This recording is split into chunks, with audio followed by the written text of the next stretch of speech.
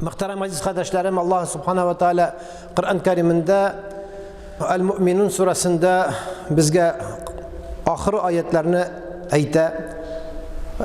Her bir bizge de 5 vakit namaz okuyan kişi işinde, bütünlüğü Allah'a karşı bulgan kişi işinde, indi dinge kirem namazga basam degen kişi işinde, biz maymuldan bulduk deyip, uzun maymul deyip hesaplagan kişiye de, her bir kişiye de tiyişli bulan sözü. Allah Subhanahu ve Teala Kur'an-ı Kerim'de ayta: "Afa hasibtum annama khalaqnakum gabathan ve annakum ilayna la turcaun. Fata'ala Allahu malikul hak, la ilahe illa hu ve huve rabbul arşil kerim." Allah Subhanahu ve Teala ayta: "Min siz uylaysizmi? Min sizni boşqağına, tikmagagına, oyun işingine, kilki işingine, rahat işingine yarattım deyip uylaysizmi?" diye Allah Subhanahu ve Teala ayta. Bu dünyaya min sizni tak prosto. Dünyada tiptirip jirişingine, aşar işingine yarattım deyip uylaysizmi? Fata'ala Allahul malikul hak.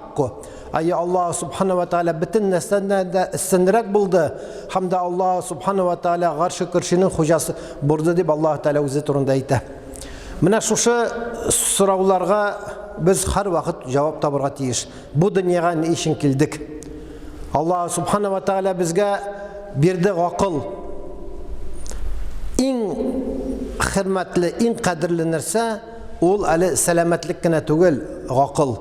Eğer de bir kişi bir katı selamet bulsa, ugiz hatlik, fil hatlik dav bulup da kişli bulsa, Allah saklasın akıllı bulmasa, ol kişi kıyamet günde hesaplanmıyor akıllı bulmagan için. Nişik hayvanlardan hesap almagan şekilde Allah Teala şu akılsız bendeden hesap almıyor. Şunun için en zor nimet ol bizden akıllımız. Bunun sonunda tevfik, hidayet, selametlik, iştebiz, kurebiz, yaratabız, birbirimizni düşman etəbiz, biz-bizni dost etəbiz, türlü özümüzün sıfatlarımız var. Mına şu eğer de sıfatның birisi bulmasa, eğer de kişi işitmese, nişli? Vıraşqa bara, köp akşalar tüge. Eğer de şu satıp alırga bulsaydı, şu işitini, bütün pensiyamni, bütün zarplatımni, bütün baylığımni verirdim de.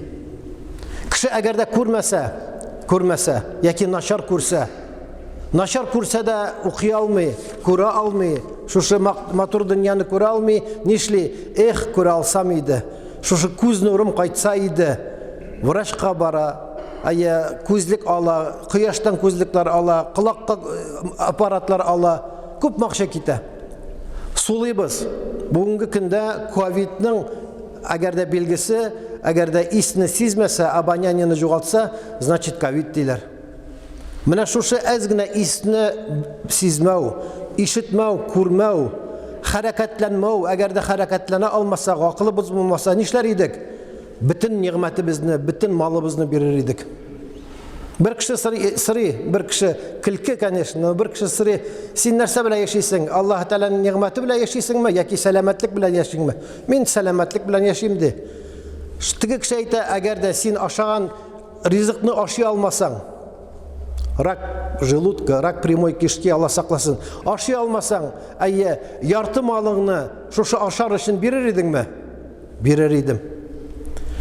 Eğer de aşağın rizikini çıkara almasan gafı itigiz. Şu aşadın, lakin çıkara almışsın, çıkmay, bir neçikte. Çıkarır için yartı malını verir idin mi? Verir idim. Qarağız, bir aşar için, hem bir aşağını çıkarır için bütün malımızını verir idik. Biz tuğanımızga 40 yıl, 50 yıl, 60 yıl, 80 yıl Allah Teala'nın şu havası bilen suluyuz, bergen akıl bilen Allah Teala en zor nimet akıl bilen faydalanabız, işitəbiz, kurebiz, sizebiz, yaratabız, düşman etəbiz. Qarağız, şunun için Allah Teala'ya rahmetlerimiz yetəmi? Afa hasibtum annama khalaqnakum gabathan ve annakum ilayna la turcaun. Allah Subhanahu wa Ta'ala ayta: неужели вы полагали, что мы сотворили вас ради забавы? Так просто. И что вы не будете возвращены к нам? Вы думали, так просто я вас сотворил, где Аллах Та'аля, и думаете, что вы не вернетесь ко мне для экзаменов, Не просто собеседование, а для экзаменов.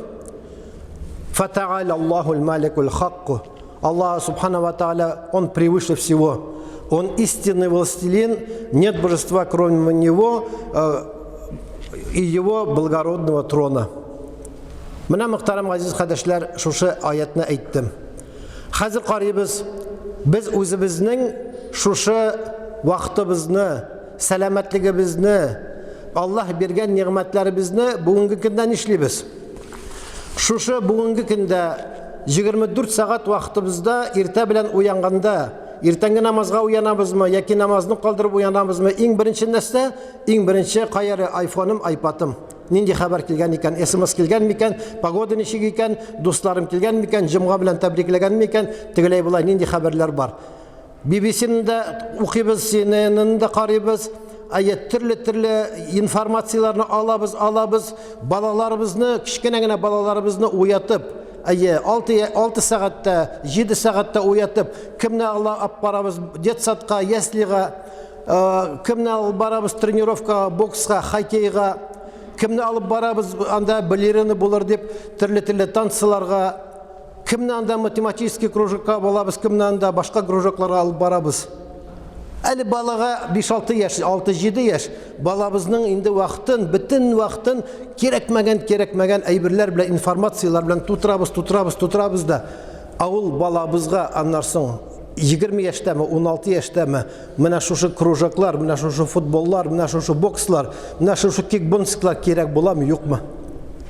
Әгәр дә әйтсә кемдер, әйдә инде туктали, әйдә әле баланы утыртыйк әле, әйдә бисмиллахны өйрәтик әле, әлхәмдүлиллаһны өйрәтик әле, әйдә әле ясин табаракларны өйрәтик әле, әйдә әле менә бу алифбаларны өйрәтеп муаллим санига керешик әле дисәк, юк, файдасы юк аның.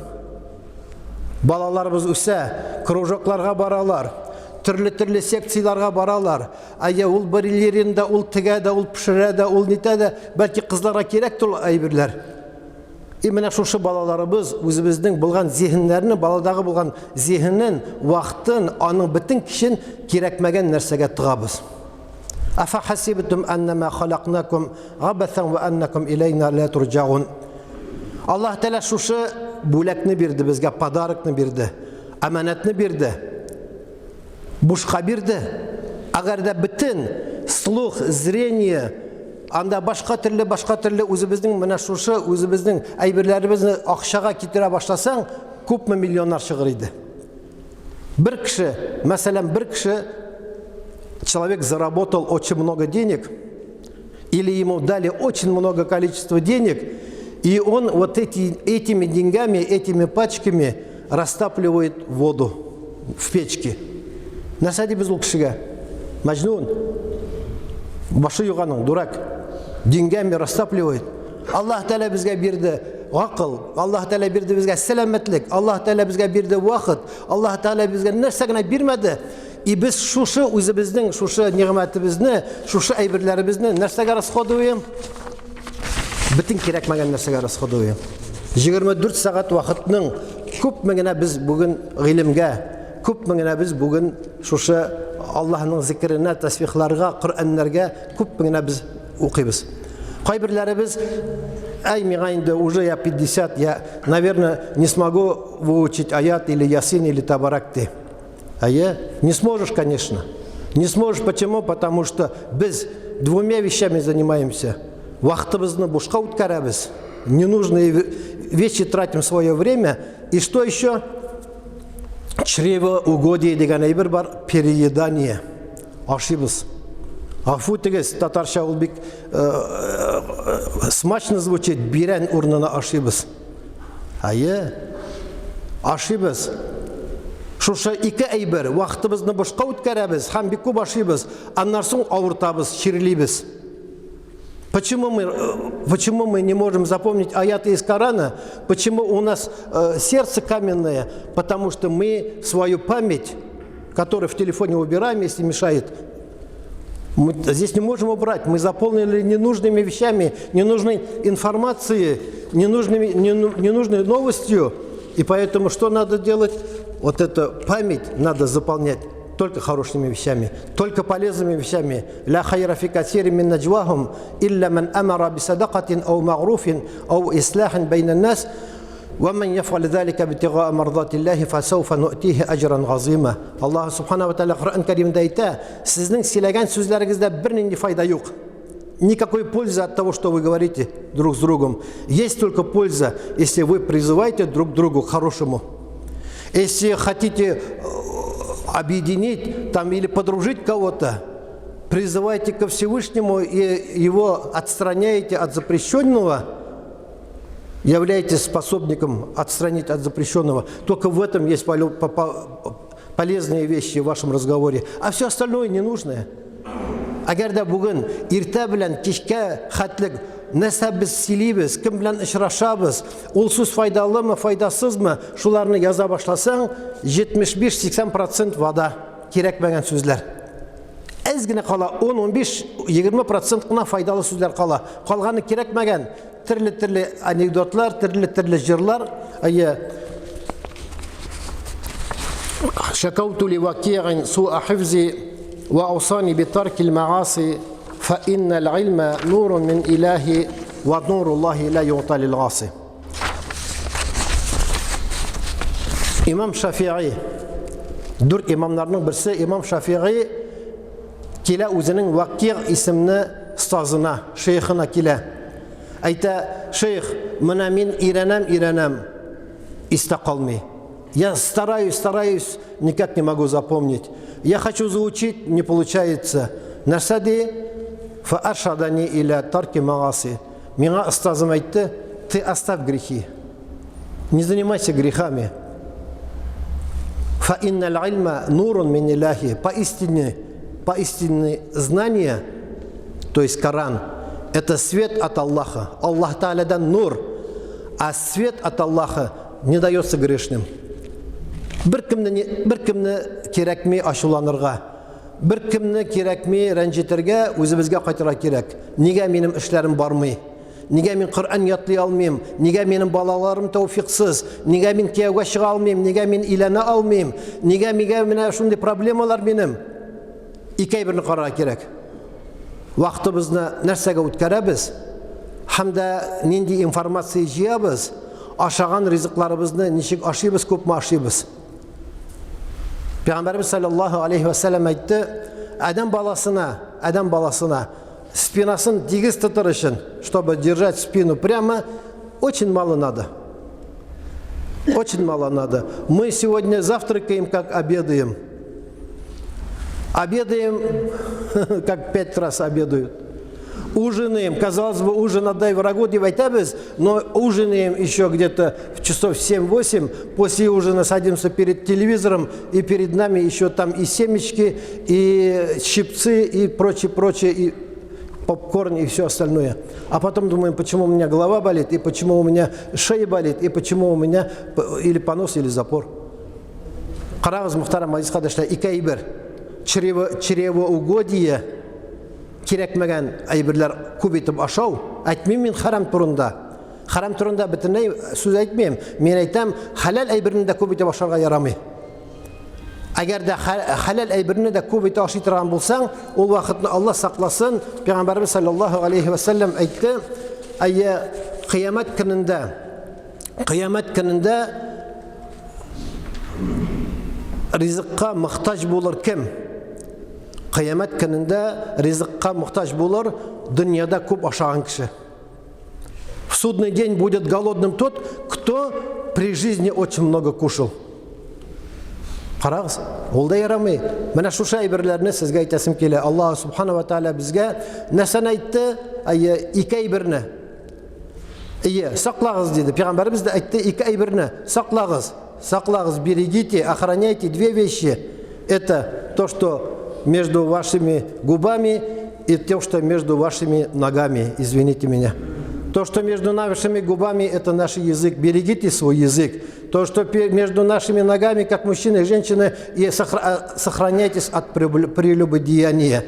Mana shu aybirlar haramni eng ko'p ishlata turgan, ham bandani jahannamga eng ko'p kirita turgan aybirlar. Шуның өчен Аллаһ субхана ва тааля һәрберебезгә дә шушы хаклыкны аңларга насыйп әйләсә иде. Аллаһ субхана ва тааля дөньяда яшәгән вакытта Аллаһ субхана ва тааля безгә вакытыбызны файдага үткәргә насыйп әйләсә иде. Часами сидим. Твиттер, Ютуб, Ватсап, Инстаграм, Телеграм, видео, телевидение, новости, хоккей, футбол, айфон, смартфон, айпад. Вот то, что я только перечислил. Все это у нас есть. Мало того, у нас еще там был Ватсап или там Вайбер. Сейчас другие. Любые программы мы стараемся закачивать, не жалеем туда. А как только там намаз, времена намазов или хадисы, или перевод там аята из Корана, мы думаем, сколько это будет стоить. А может, не надо подписываться, каждый месяц это будет 19 рублей. А вот сюда мы не жалеем и 250 рублей. А сколько времени уходит? И сегодня сколько времени у нас уходит на эти новостные вещи? Вот даже я кое-что написал. Вести, новости, желтая пресса, сплетни, артисты, спортсмены, футболисты, певцы, танцоры. Мы про них не знали, а когда кто-то начал интересоваться, думаем, вот не отстать бы от этого, тоже надо интересоваться. Какая разница, вот умер Марадона, да? И мы ждали 3 дня, когда его похоронят. Сколько человек будет на его похоронах? А потом оказалось, что он, оказывается, был наркоманом. Какое наше дело до этого наркомана-футболиста, когда здесь у нас дети, внуки нуждаются, чтобы им дать знания? Какая разница, что уволили там Чубайса и сплетни про него? Какая разница, что Папа Римский разрешил однополые браки, и мы еще ругаем его? Вот это все мы хотим узнать. Все мы хотим узнать, все мы хотим передать и сделать вид, как будто мы все понимаем. А когда нас спросят, слушай, Ясин Табаракны беләсеңме? Кул аъуду би раббил фалак, кул аъуду би раббин нас. Шушы ике эшкәрә торган, укый торган аятларны или аятул курсины мәгънәсен беләсеңме? Юк, белмибез. Какие-то истории этих спортсменов мы знаем, а мы знаем про свою шаджара, древо. Хотя бы 5 поколений, а мы минимум должны знать 7 поколений.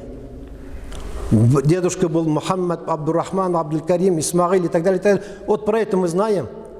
Мы знаем про нашу бабушку, про бабушку, какая она была, как она воспитала наших дедов, наших отцов, как они жили. Мы знаем про это? Не знаем, и детям не можем передать. А про Марадону и про Папу Римского мы каждый день читаем и хотим новости. И вот это нас, вот это, извините, шлам, вот это ненужные вещи нас так заполняет наши файлы, что какой там Ясин Табарак, там на аятуль курси, на бисмилля места не остается. Шуның өчен не надо никого ругать. Имам Ахмад, рахматуллахи алейхи, 1 миллион хадисов наизусть знал. 1 миллион хадисов знал наизусть. Сегодня 100 тысяч хадисов может знать там студенты там, или там где-то в Саудовской Аравии или там в других странах, Пакистане там, или в Индии могут заучить. Но 1 миллион хадисов наизусть знать, не просто хадис, а полностью всю цепочку сказать. Нас радует сейчас то, что вот здесь сидят узбеки, таджики или другой национальности, казахи, киргизы, может быть. С такой завистью мы смотрели там лет 40-50 тому назад, когда ездили в Душанбе или в Ташкент, ваши сыновья, ваши деды, ваши отцы знали наизусть Коран. А сегодня, альхамдулиллах, раббил аламин, наши дети, татары, тоже начали заучивать Коран. И спасибо тем узбекам, таджикам, которые приехали сюда и преподают. Спасибо тем арабам, которые приехали сюда и тоже преподавали. Чем больше человек запоминает Коран или хадис, тем больше у него раскрываются файлы. Чем больше он заполняет свои мозги, то, что дано Всевышним, заполняет ненужными, тем больше он начинает забывать все остальное. Приведу один пример и закончу свой вагаз. Когда я был маленький, по улице Баумана один студент ходил. Он поспорил со своим другом, что наизусть выучить «Капитал» Маркса. Представляете, наизусть выучить «Капитал Маркса». Видать, какую-то сумму назвали, он выучил. Учил «Капитал Маркса» и наизусть выучил. После того, как выучил «Капитал Маркса», у него крыша поехала, и он сошел с ума, его выгнали из института. И все, и в больнице потом умер. А если у нас есть в истории такое, что человек наизусть выучил Коран, или 10 кираатов Корана, и что он сошел с ума? Нет. Чем больше человек заучивает Коран, чем больше человек заучивает хадисы, чем больше человек говорит из Корана или из хадиса, то Аллах дает ему баракят. Даже если у человека нет знаний, он не знает наизусть Коран, он не знает там 1000 хадисов, но он остерегается от запрещенного и много не говорит, много не кушает, мало спит, то у этого человека развивается интеллект, зираклек, остроумие. И этому человеку он с одного взгляда может узнать, лукавит этот человек или не лукавит, хороший этот человек, не хороший, потому что это от Аллаха, даже если нет у него знания Корана и нет знания хадиса. Поэтому, мухтарам азиз кардашларым, үзебезне саклар өчен нишләргә кирәк? Үзебезне саклар өчен кереклі болған информацияларны жиырға керек. Файдалы болған информацияларны жиырға керек. Балаларыбызға үйреткен вақытта кереклі болған һөнәр, профессия, кереклі болған ғилем, знание, һөнәр и профессия. Һөнәр и знание. Иногда мы делаем большую ошибку. Детям учатся в яслях, учатся в детских садах, в школах, институте, в университете, учатся, но ханар профессию не выбирает. И когда он закончил, у него там 3 диплома, 4 диплома, у него красные дипломы, и этот бедняжка не знает, что делать, потому что он профессию не выбрал. Ханар, вот эту профессию, он себе не определил. И поэтому по жизни он бешара туда-сюда ходит и со своими знаниями в конце концов или таксует, или где-то работает там домохозяйкой, извините меня. Поэтому Аллах Субхану ва Тааля безгә биргән гакыл, безгә биргән гыйлем, безгә биргән шушы вакыт, безгә биргән сәламәтлек, шушы вакытыбыз белән, гыйлемебез белән, сәламәтлегебез белән файдаланырга Аллаһ Тәала насыйп әйләсен. Ва aqulu qawli hadha wa astaghfirullah al-ghaffara li wa lakum wa li sa'iril jama'ati al-muslimin al-hadirin ajma'in innahu huwal ghafurur rahim al-jawadul karim as-sami'ud du'a.